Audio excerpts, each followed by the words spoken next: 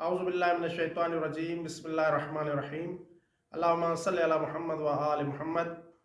मोमिन किराम, जैसा कि कल मैंने आपके सामने अकीक की फ़जीलत के बारे में कुछ अहादीस बयान की थी।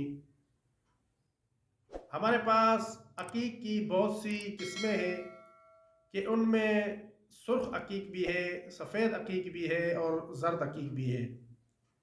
और इसके अलावा दूसरी भी अक़साम है। सुर्ख अकीक, ज़र्द अकीक और सफ़ेद अकीक के बारे में मासूमीन अलैहिस्सलाम ने बहुत सी अहादीस बयान फरमाई हैं।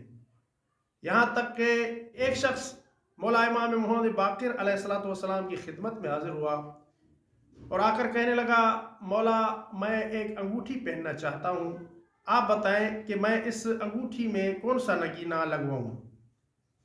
तो मौला इमाम मोहम्मद बाक़िर अलैहिस्सलाम ने इरशाद फरमाया, ए बशीर, तू सुर्ख अकीक, जर्द अकीक और सफ़ेद अकीक से गाफिल क्यों है?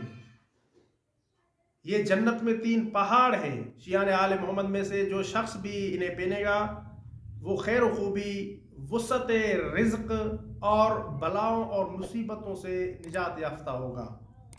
नीज़ इमाम अलैहिस्सलाम ने फरमाया कि जो शख्स जर्द अकीक, सफ़ेद अकीक और सुर्ख अकीक पहनता है वो जालिम हाकिम से महफूज रहता है। यही नहीं बल्कि हर वो चीज़ कि जो चीज़ इंसान को खौफजदा करती है, डराती है, उससे भी वो शख्स महफूज रहेगा जो इन 3 किस्म के अकीकों में से किसी एक अकीक को इस्तेमाल करेगा।